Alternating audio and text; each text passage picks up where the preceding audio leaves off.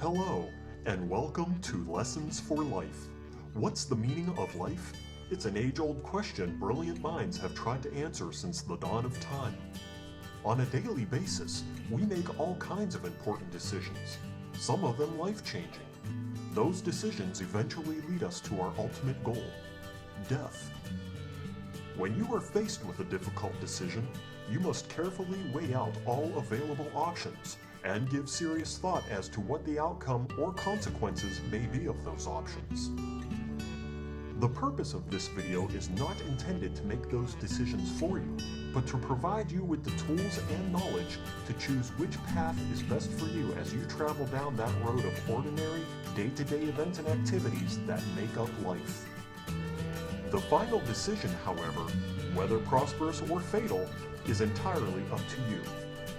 Remember, death is lurking around every corner, but after watching Lessons for Life, you'll approach those corners with the confidence of knowing that even in round rooms, people die. After you've completed viewing this installment, you'll immediately be able to develop your skills as an important decision maker.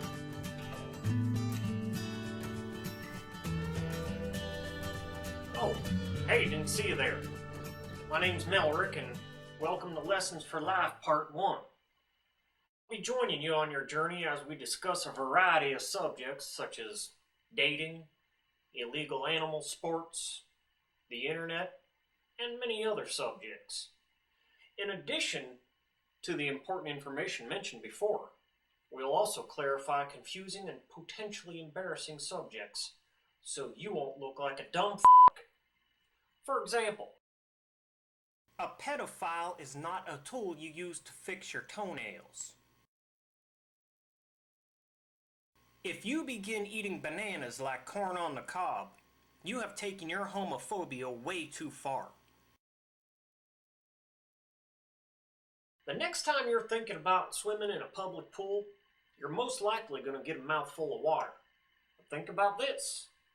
Those molecules of water that just passed over your lips may be the same molecules of water that just rinsed off that fat guy's asshole who's doing the obnoxious cannonballs. Guys, before you kiss a woman, think about how many dirty dicks her lips have been on.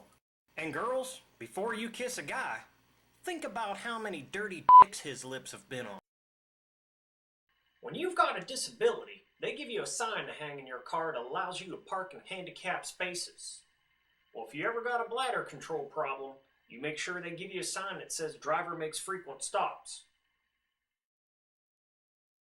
When you're at work, have you ever wondered where that creamy looking stain in the center of the office chair came from? Could be mayonnaise, could be ranch dressing. Or maybe some dude used that chair for an activity completely unrelated to work. I'll tell you where it came from. Darlin Accounting used to have that chair, and I know for a fact that she had some gynecological problems underneath them short skirts.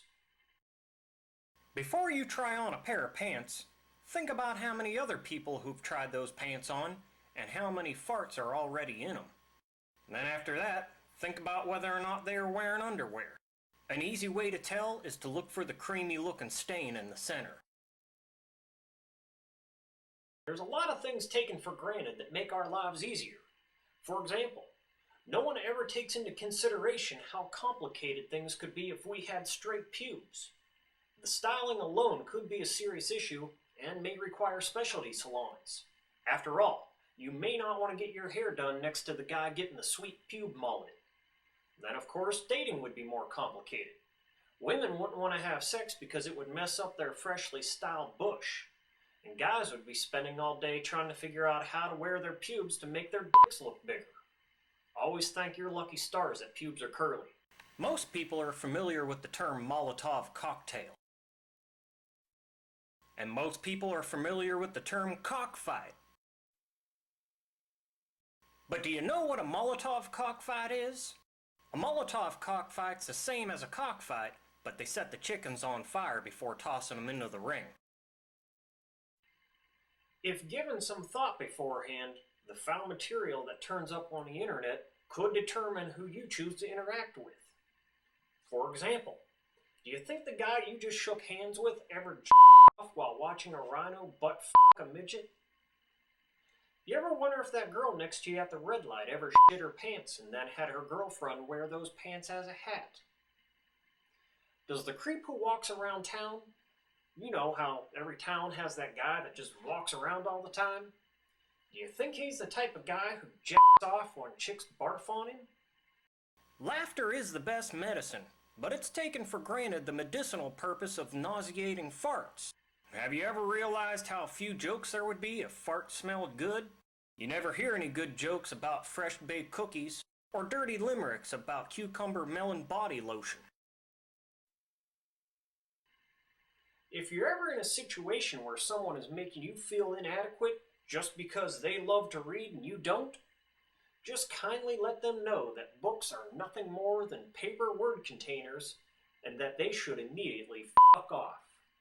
When you go to a barbecue, think twice about eating the food. That fly you just swatted away that walked across your hot dog bun and onto your macaroni salad, it's probably the same fly that just frolicked across that slimy dog turd over by the swing set. In this installment, we've covered topics such as mental issues, work ethic, and healthy living. As you begin your day each morning, carefully consider how each decision can affect your life. By doing so, the road you travel will not only be simpler and easier, but also much safer. Well, that's going to do it for this lesson. Join me next time as we tackle more of life's issues. I'm Melrick Dickers, and thanks for joining me.